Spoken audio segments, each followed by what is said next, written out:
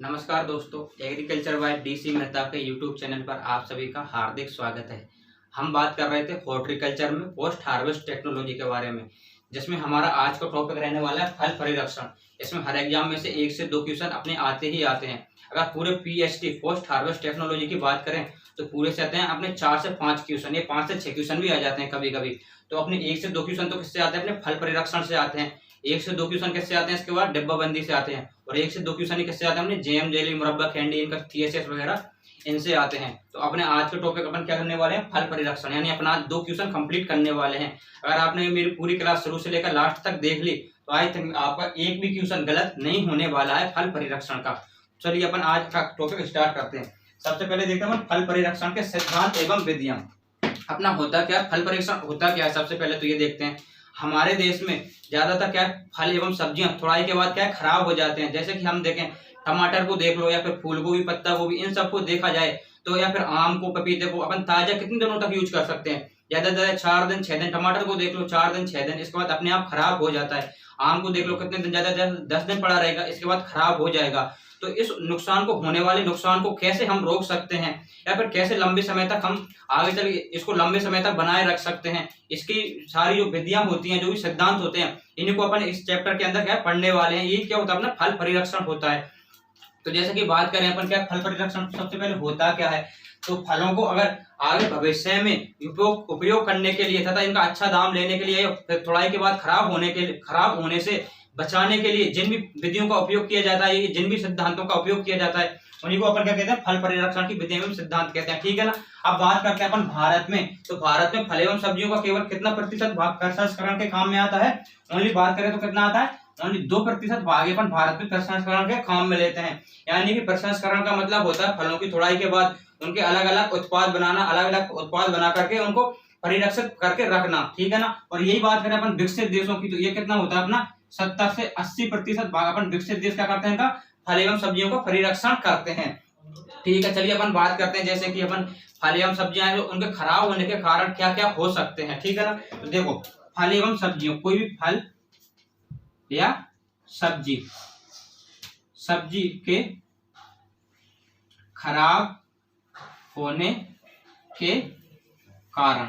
अब फल एवं सब्जियों के खराब होने के कारण क्या क्या हो सकते हैं, एक बार इधर देखना। फल एवं सब्जियों के खराब होने के कारण क्या हो सकते हैं? एक तो अपन क्या स्वच्छता नहीं रखेंगे, स्वच्छता तो भी क्या फल एवं सब्जियां खराब हो जाएंगे। दूसरी बात कर, स्वच्छता न रखने पर, दूसरी बात करें अगर अपन कोई पोषक तत्व की कमी हो जाए, पोषक तत्व की कमी, तो भी क्या अपने फल एवं सब्जियां खराब हो जाते हैं। जैसे कि अपन बात करें इसमें आलू में कौन सी बात करें अपन? होलो हार्ट। तो ये किससे होता है? अपना नाइट्रोजन की अधिकता से होता है, मतलब पोषक तत्वों की अनियमितता के कारण। तीसरी बात करें अगर कोई रोग लग जाए, तो रोग के कारण भी अपने फल एवं सब्जियां खराब हो जाते हैं। इसके बाद बात करते हैं अपन इसमें कि यांत्रिक नुकसान क्या होता है? जैसे कि अपन क्या फल एवं सब्जियों को एक स्थान से दूसरे स्थान पर भेज रहे हैं, तो उनमें क्या है, अपन एक स्थान से दूसरे स्थान पर भेजते हैं, तो उनमें कुछ नुकसान एक स्थान से दूसरे स्थान पर भेजने में हो जाता है। जैसे कि कुछ फल हैं, जैसे टमाटर हो गए, नीचे दब गए, या फिर जैसे कहीं पे जो अपन इनको लोडिंग करते हैं, वाहनों में लोडिंग करते हैं, उस टाइम पे कुछ ना कुछ नुकसान हो ही जाता है। तो इसको कहते हैं अपन यांत्रिक नुकसान। इसके बाद बात करें, अपने पास क्या है? भंडारण की उचित व्यवस्था नहीं होती है, उस कारण भी क्या होता है? अपना भंडारण की उचित व्यवस्था नहीं होती है, उसके कारण क्या फल एवं सब्जियां खराब हो जाते हैं। तो ये तो क्या हो गया अपने फल एवं सब्जियों के खराब होने के कारण। अब बात करें कि हम इनको खराब होने से कैसे बचा सकते हैं, यही अपना क्या होता है? फल परिरक्षण के सिद्धांतों के अंतर आता है। तो इनको कैसे बचा सकते हैं अपन फल एवं सब्जियों को खराब होने से? तो सबसे पहले तो क्या हो गया? अपन स्वच्छता रखकर सबसे पहला क्या हो जाएगा? स्वच्छता नहीं है तो स्वच्छता रखकर। दूसरा क्या हो जाएगा? पोषक तत्वों की कमी है, तो क्या है इसमें? पोषक तत्वों की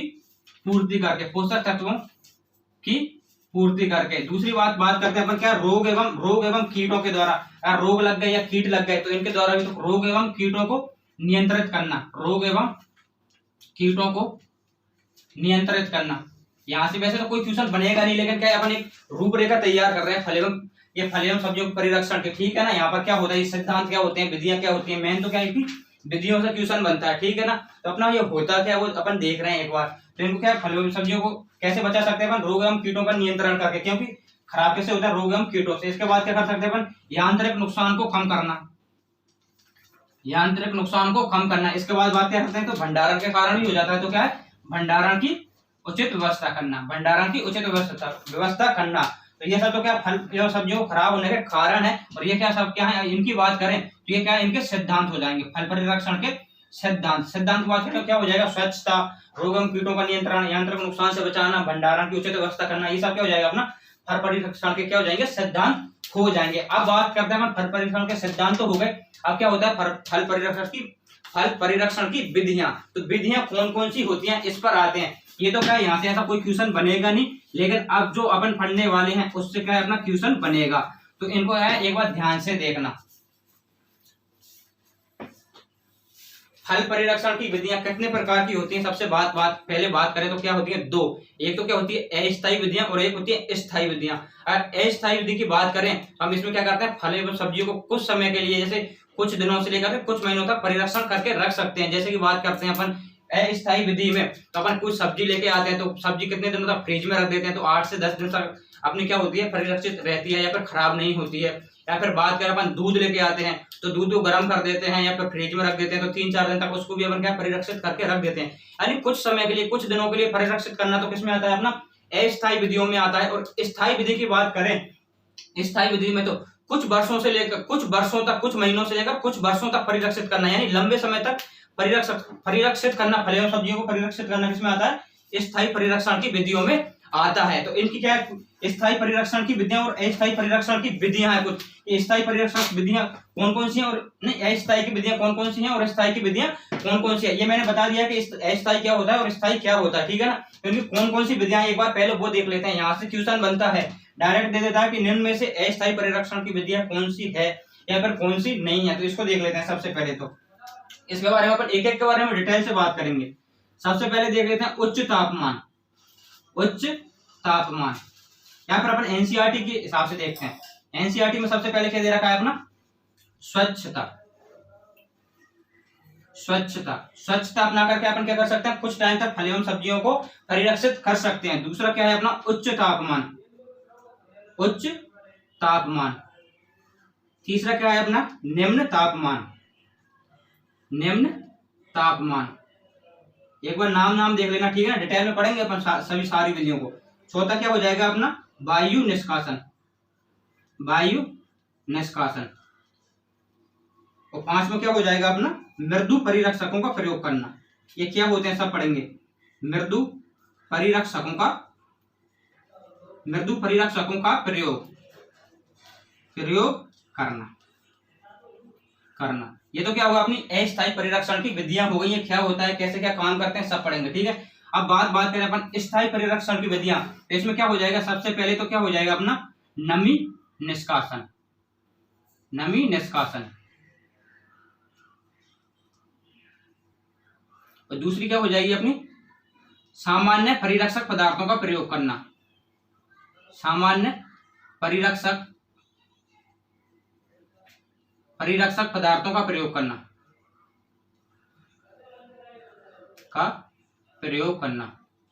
और तीसरी क्या हो जाएगी अपनी रासायनिक परिरक्षकों का प्रयोग करना। रासायनिक परिरक्षकों का प्रयोग करना, ठीक है। और चौथी क्या हो जाएगी अपनी यहाँ पर CO2 के द्वारा। किसके द्वारा, CO2 के द्वारा। इनके द्वारा कैसे करते हैं अपन एक एक के बारे में डिटेल से पढ़ने वाले हैं, ठीक है ना, तो घबराने की जरूरत नहीं है। पांचवा क्या हो जाएगा अपना CO2 के द्वारा। इसके बाद क्या होगा विकिरण के द्वारा। विकिरण, या फिर इसको क्या बोलते हैं अपन इंग्लिश में रेडिएशन। इसके बाद बात करते हैं अपन पांचवा, छठा क्या हो जाएगा इसमें CO2 हो गया, विकिरण हो गया, सामान्य परिरक्षक, रासायनिक परिरक्षक, CO2। इसके बाद एक और क्या हो जाएगा अपना किण्वन के द्वारा।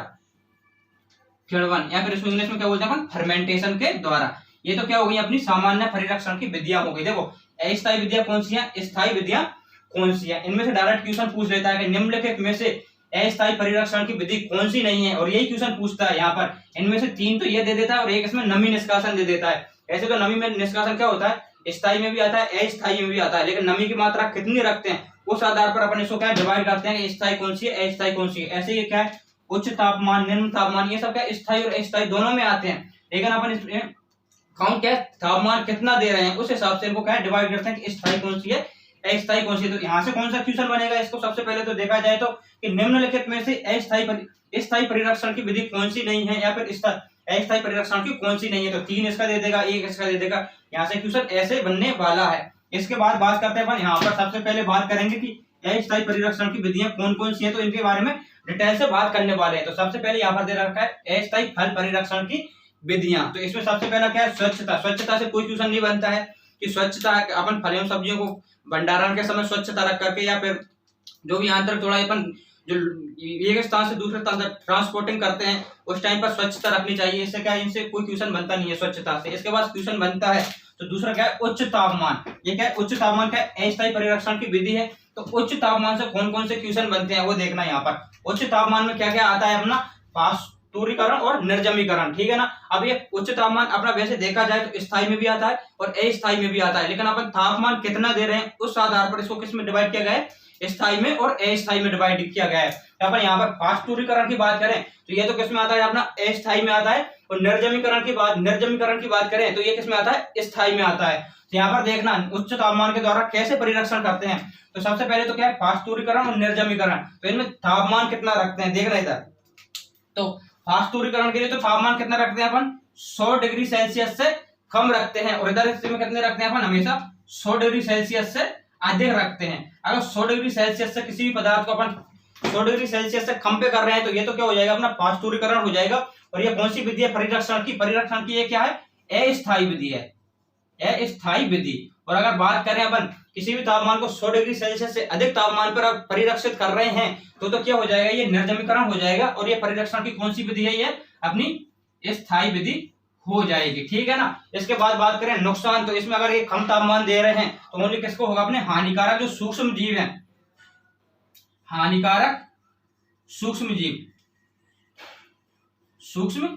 जीव क्या हो जाएंगे? नष्ट हो जाएंगे, नष्ट। और यहां पर क्या होगा? अगर आप तापमान रख रहे हैं, उच्च रख रहे हैं तो यहां पर क्या होगा? हानिकारक प्लस लाभदायक दोनों सूक्ष्म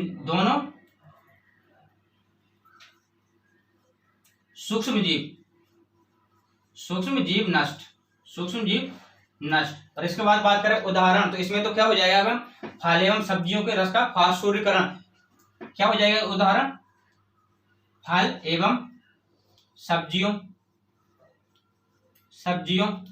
के रस का पास्तुरीकरण। इसको पास्तुरीकरण बोलते हैं, पास्तुरीकरण भी बोलते हैं। क्यों बोलते हैं? क्योंकि इसकी खोज किसने की थी? लुईस पास्चर नामक वैज्ञानिक ने की थी, इसलिए इसको पास्तुरीकरण या फिर पास्तुरीकरण बोलते हैं। इसके लिए अपन फल एवं सब्जियों के रस का परिरक्षण कितने डिग्री सेल्सियस तापमान पे करते हैं? कितना होगा? 100 डिग्री सेल्सियस से कम होगा तो कितना हो जाएगा? यहाँ पर 80 से 90 डिग्री सेल्सियस तापमान हो जाएगा। इसके बाद बात करें इसका उदाहरण की तो क्या हो जाएगा? इसमें संसाधन तापमान या फिर फल एवं सब्जियों का क्या हो जाएगा? संसाधन तापमान। जो संसाधन करते हैं वो हमेशा कितने पर करते हैं? 100 डिग्री सेल्सियस से अधिक तापमान पर करते हैं। तो बात करें अपन यहाँ पर फलों के रस का, फलों का संसाधन कितने डिग्री सेल्सियस तापमान पर करते हैं और सब्जियों का संसाधन कितने डिग्री सेल्सियस तापमान पर करते हैं। तो इधर देखना फलों का संसाधन कितने पर करते हैं? यहाँ पर 100 डिग्री सेल्सियस तापमान पर करते हैं। और सब्जियों का कितने पर करते हैं? 115 से 121 डिग्री सेल्सियस तापमान पर करते हैं। तो इधर देखना सबसे पहले बात क्या है? अस्थायी परिरक्षण की विधियां कौन सा? उच्च तापमान के द्वारा। उच्च तापमान में मतलब अस्थायी में कौन सा आता है? अपना पास्तुरीकरण आता है। और ये किसमें आ जाता है? अपना स्थायी में आ जाता है, ठीक है ना। तो अस्थायी में अगर पास्तुरीकरण करें तो सबसे पहला क्वेश्चन क्या बनता है कि पास्तुरीकरण में तापमान कितना रखते हैं? ये कितना हो जाएगा? 100 डिग्री सेल्सियस से कम हो जाएगा। उधर दूसरा क्वेश्चन क्या बनता है कि निर्जमीकरण में तापमान कितना रखते हैं? ये कितना हो जाएगा? 100 डिग्री सेल्सियस से अधिक हो जाएगा। इसके बाद बात करें कि पास्तुरीकरण है वो परिरक्षण की कौन सी विधि है? तो यहाँ पर कौन सा हो जाएगा? अस्थायी विधि है। ये क्वेश्चन बता रहा हूँ क्या क्या बनते हैं। फिर पूछेगा कि निर्जमीकरण ये परिरक्षण की कौन सी विधि है? तो ये कौन सी हो जाएगी? अपनी स्थायी विधि हो जाएगी। यहाँ पर पूछेगा कि और यहाँ से वैसे क्वेश्चन बनता नहीं है लेकिन बता रहा हूँ अगर है ना, यहाँ पर पास्तुरीकरण में अपन तापमान कम रख रहे हैं। जैसे कि अपन दूध को कम तापमान पर अगर गर्म करते हैं तो उसमें जो भी हमारे दूध को खराब करने वाले हानिकारक सूक्ष्म जीव होते हैं वो नष्ट हो जाते हैं और दूध क्या होता है? लंबे समय तक चलता है। लेकिन अगर उसी दूध को अपन अगर अधिक तापमान पर गर्म कर देंगे तो उसमें जो हानिकारक के साथ साथ जो लाभदायक सूक्ष्म जीव हैं वो भी क्या हो जाते हैं, अपने नष्ट हो जाते हैं। तो यहाँ पर देख रखा है कि नुकसान किसको होता है, इसमें ओनली हानिकारक सूक्ष्म जीवों को होता है, और इसमें क्या होता है, अपने लाभदायक तथा हानिकारक दोनों प्रकार के सूक्ष्म जीवों को नुकसान होता है। अगर बात करें उदाहरण की तो देखा होगा अपन इससे पहले डिब्बाबंदी में पढ़ के आ रहे हैं कि फल एवं सब्जियों के रस का जो वो होता है फास्ट सूर्यकरण कितने डिग्री सेल्सियस पे करते हैं, 80 से 90 डिग्री सेल्सियस तापमान पर। तो क्या 100 से कम है तो ये तो क्या हो जाएगा ना, फास्ट सूर्यकरण में आ जाएगा। लेकिन हमेशा क्या अपन संसाधन करते हैं या फिर निर्जमीकरण करते हैं, अपन संसाधन का दूसरा नाम क्या था, निर्जमीकरण या फिर स्टेरिलाइजेशन था। तो ये कर अपन फलों का संसाधन कितने डिग्री सेल्सियस पे करते हैं, 100 डिग्री सेल्सियस पे करते हैं, और सब्जियों का कितने पर करते हैं, 115 से 121 डिग्री सेल्सियस तापमान पर करते हैं। तो ये इंपोर्टेंट है, यहाँ पर मोस्ट इंपोर्टेंट है। यहाँ से कई बार क्वेश्चन पूछा हुआ है कि फल एवं सब्जियों का संसाधन कितने डिग्री सेल्सियस तापमान पर करते हैं, यहाँ से डायरेक्ट क्वेश्चन पूछता है। ये तो क्या होगा, अपने सबसे पहले बात करिए अपने किसकी, उच्च तापमान की। स्वच्छता हो गया, उच्च तापमान हो गया। इसके बाद बात करते हैं निम्न तापमान की। अब निम्न तापमान वैसे तो क्या है, दोनों में आता है, स्थायी में आता है और अस्थायी में भी आता है, लेकिन मुख्य रूप से किस में आता है अपना ये निम्न तापमान। अगर ऐसे देखा जाए कि विधियों की बात करें तो किस में आता है अपना, अस्थायी परिरक्षण की विधियों में आता है। अगर हम किसी भी तापमान को कम तापमान पर, किसी भी प्रोडक्ट को कम तापमान पर रख देते हैं तो क्या कुछ समय के लिए परिरक्षित हो जाता है। जैसे कि दूध हो गया, दूध को अपन फ्रीज में रख देते हैं तो उसको क्या कम तापमान पर ही रख रहे हैं ना, तो कुछ टाइम के लिए, लंबे समय तक चल जाता है, 3 4 5 दिन के लिए।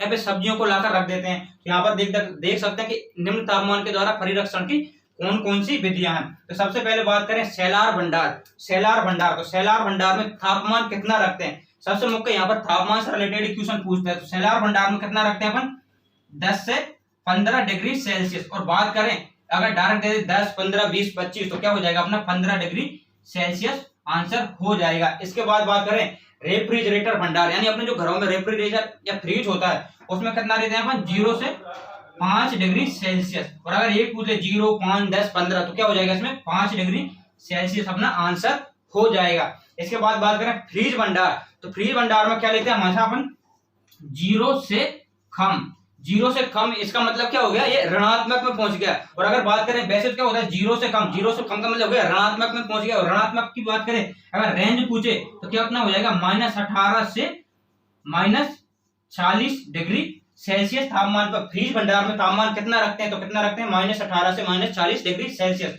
इसके बाद बात करें क्रायो प्रिजर्वेशन। तो क्रायो प्रिजर्वेशन में कितना रखते हैं अपन, 196 डिग्री, -196 डिग्री सेल्सियस। और बात करें तो ये किसमें करते हैं अपन क्रायो प्रिजर्वेशन, तरल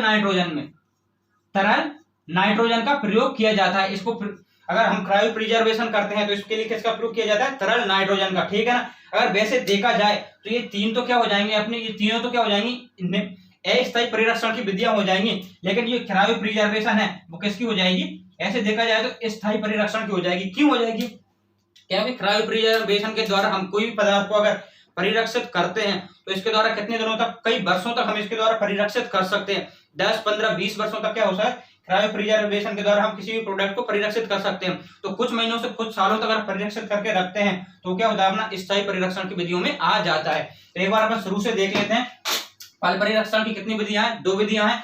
कौन सी, पहली अस्थायी और दूसरी क्या हो जाएगी, स्थायी हो जाएगी। इसके बाद सबसे पहले बात करें तो अस्थायी में कौन सा आ जाएगा, स्वच्छता आ जाएगा, उच्च तापमान, निम्न तापमान, वायु निष्कासन तथा मृदु परिरक्षकों का प्रयोग आ जाएगा। इसके बाद बात करें स्थायी में कौन सा आ जाएगा, नमी निष्कासन, सामान्य परिरक्षक, फिर रासायनिक परिरक्षकों का उपयोग, फिर CO2, फिर विकिरण या रेडिएशन, फिर क्या हो जाएगा किण्वन। ये क्या होता है अपन पढ़ेंगे सभी एक एक के बारे में, ठीक है ना। यहाँ पर क्वेश्चन क्या बनता है, निम्न में से अस्थायी परिरक्षण की विधि कौन सी है या फिर कौन सी नहीं है, ये सब बनता है, ठीक है। इसके बाद बात करते हैं अस्थायी परिरक्षण की विधियां। तो सबसे पहला क्या है अपना स्वच्छता, यहाँ से कोई क्वेश्चन नहीं बनता। इसके बाद बात करें उच्च तापमान। तो उच्च तापमान में क्या होता है अपना, 2 होते हैं, एक तो फास्टूरीकरण और निर्जमीकरण।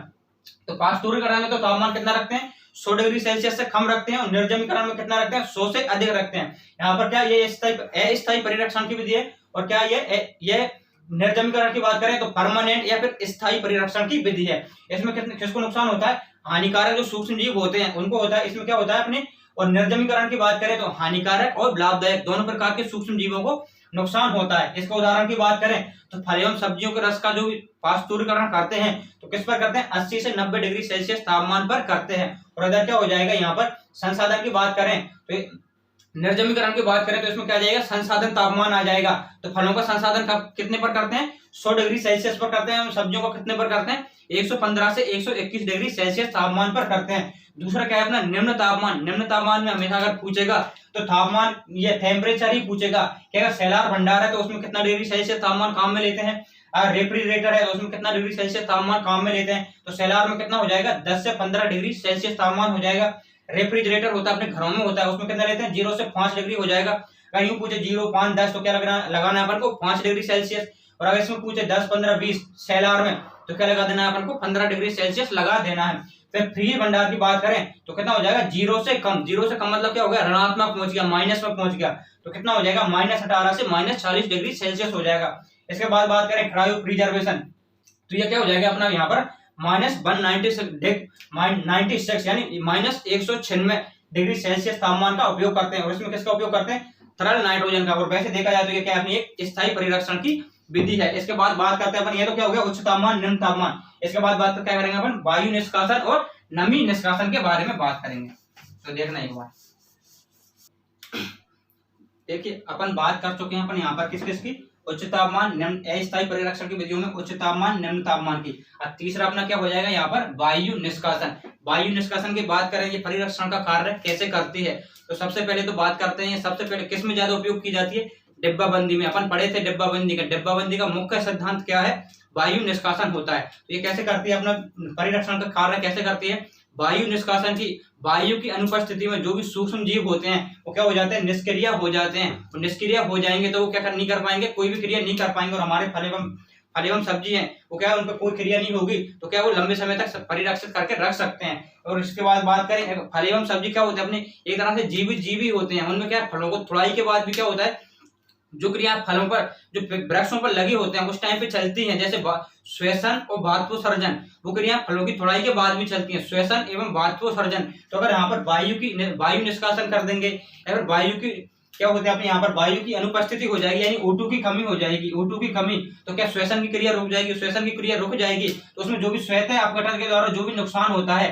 तो क्या हो जाएगा, वो रुक जाएगा। तो ये इसके द्वारा वायु निष्कासन के द्वारा कैसे होता है अपना परिरक्षण, वायु के द्वारा निष्कासन के द्वारा सूक्ष्म जीव होते हैं उनको O2 नहीं मिल पाएगी, O2 नहीं मिल पाएगी तो क्या हो जाएंगे, वो निष्क्रिय हो जाएंगे। या फिर क्या हो जाएगा, दूसरा क्या हो जाएगा, अपनी श्वसन की क्रिया रुक जाएगी। इसके बाद बात करते हैं अपन सबसे मुख्य, अगर कोई है वायु निष्कासन से ज्यादा कोई क्वेश्चन बनता नहीं है। इसके बाद सबसे इंपोर्टेंट है इसमें अस्थायी परिरक्षण में तो क्या है, मृदु परिरक्षकों का प्रयोग सबसे इंपोर्टेंट। अगर क्वेश्चन बनता है तो यहाँ से बनने के चांस अधिक होते हैं। तो इधर देखना, मृदु परिरक्षक तो क्या होते हैं, सबसे पहले ये देखते हैं उनमें कुछ मात्रा में जैसे चीनी, नमक, सिरका, ये क्या है, मृदु परिरक्षक है अपने। इनकी कुछ मात्रा मिला करके उनको परिरक्षित करना क्या कहलाता है अपना यहाँ पर मृदु परिरक्षण के द्वारा परिरक्षण करना होता है। जैसे कि अपन देखते हैं जैम जेली, जैम जेली में क्या करते हैं, शक्कर मिलाते हैं, उनका चीनी मिलाते हैं, उनका TSS कितना रखते हैं अपन, 65% रखते हैं। तो जो चीनी होती है क्या काम करती है, वहां पर परिरक्षण का काम करती है। नमक की बात करें तो अचार में क्या करते हैं अपन, नमक मिलाते हैं, उनकी कंसंट्रेशन अधिक रखते हैं। या फिर तेल मिलाते हैं, ये सब किसके काम करते हैं, अपने परिरक्षण का काम करते हैं। इसके बाद सिरके की बात करें तो सिरके को भी किस में काम लेते हैं अपन, अचार में काम लेते हैं। अगर क्वेश्चन बनता है तो कैसे बनते हैं कि अपन अस्थायी परिरक्षण में मृदु परिरक्षकों की कितनी सांद्रता का उपयोग करते हैं, क्योंकि एक होता है अस्थायी परिरक्षण और एक होता है स्थायी। तो स्थायी में इसकी सांद्रता अलग होती है और अस्थायी में इसकी सांद्रता अलग होती है। अपन अस्थायी में इसकी सांद्रता देख लेते हैं। चीनी की कितनी सांद्रता लेते हैं अपन यहाँ पर, 42 से 50% सांद्रता का उपयोग किसमें करते हैं अपन, अस्थायी परिरक्षण में काम करते हैं। इसके बाद नमक की बात करें, नमक की कितनी लेते हैं, 6 से 8% सांद्रता। इसके बाद बात करें सिरके की, तो सिरके की कितनी करते हैं, 0.5 से 1.5% सांद्रता का उपयोग करते हैं। मोस्ट इंपोर्टेंट है, ध्यान रखना। अगर यहाँ पे बात करें कि परिरक्षण की सांद्रता का, परिरक्षण की विधियों में तो मृदु परिरक्षकों में चीनी की कितनी सांद्रता का उपयोग करते हैं, 42 से 50% अस्थायी में। और स्थायी की बात करें तो कितना हो जाता है, 65% हो जाता है। इसके बाद बात करें नमक की, अस्थायी में कितनी बात करते, अस्थायी में कितना लेते हैं, 6 से 8% लेते हैं। इसके बाद सिरके की बात करें 0.5 से 1.5% सांद्रता का उपयोग किया जाता है। यह क्या हो गया अपना सारी अस्थायी परिरक्षण की विधियां हो गई। अगर कहीं से क्वेश्चन बनता है उसके बारे में अपन सभी के बारे में बात कर चुके। स्वच्छता हो गया, तापमान हो गया, उच्च तापमान हो गया, निम्न तापमान हो गया, वायु निष्कासन हो गया, इससे कोई ज्यादा क्वेश्चन बनता नहीं है। स्वच्छता जो कोई क्वेश्चन बनता नहीं है। इसके बाद क्या हो गया, मृदु परिरक्षकों का प्रयोग हो गया। अगर उच्च तापमान और निम्न तापमान से फ्यूजन बनता है तो इसके तापमान से बनता है। और उसके बाद बात करें सबसे ज्यादा इंपॉर्टेंट है तो क्या हो जाएगा ना, मृदु परिरक्षकों का प्रयोग हो जाएगा। मृदु परिरक्षकों में क्या क्या आता है, चीनी, नमक, सिरके का उपयोग कर करके फल एवं सब्जियों का परिरक्षण करना क्या कहलाता है अपना, मृदु परिरक्षकों द्वारा परिरक्षण करना कहलाता है। अब इसमें बात करें तो चीनी, अगर अस्थायी परिरक्षण करना है, चीनी की कितनी सांद्रता का उपयोग करेंगे, 42 से 50, कई बार पूछा हुआ है। और इसमें भी सबसे ज्यादा किसका पूछा हुआ है, नमक का। अगर नमक के द्वारा अस्थायी परिरक्षण करना है तो कितनी सांद्रता का उपयोग करते हैं, 6 से 8%। इसके बाद बात करें सिरका की, तो सिरका के लिए कितना करते हैं, 0.5 से 1.5% सांद्रता का उपयोग करते हैं। इसके बाद क्या अपन ज्यादा ऐसे तो बहुत लंबा टॉपिक है, ये बहुत लेंथी, बहुत डिटेल में है, लेकिन अभी जितना अपना काम आएगा उतना ही पढ़ेंगे। अगर अभी सारा कुछ पढ़ लोगे तो बाद में क्या पढ़ोगे। बाकी अगर और भी क्लास लेंगे इसमें क्या, इसको डिटेल से बताऊंगा और भी डिटेल में पढ़ेंगे, लेकिन अभी अपना इतना ही काम है। जेट, ICR या फिर सुपरवाइजर के लिए इससे ज्यादा कुछ भी नहीं पूछता है, लेकिन जब डब्ल्यू के लिए या फिर इसका एग्जाम होता है तो थोड़ा और लेवल से पढ़ेंगे इसको, ठीक है ना। तो अभी अपना जेट और सुपरवाइजर का इससे काम चल जाएगा, इतना सफिशियंट होता है। इसके बाद बात करें अपनी अस्थायी परिरक्षण की विधियां हो गई हैं। इसके बाद अपन किसकी बात करेंगे, स्थायी परिरक्षण की विधियों की बात करेंगे, ये क्या अपने अगले लेक्चर में बात करने वाले हैं। Thank you. आपको ये क्लास कैसी लगी कमेंट करके जरूर बताएं, और हमारे channel agriculture by DC Mehta के यूट्यूब चैनल को भी सब्सक्राइब करके जरूर जाएं। धन्यवाद।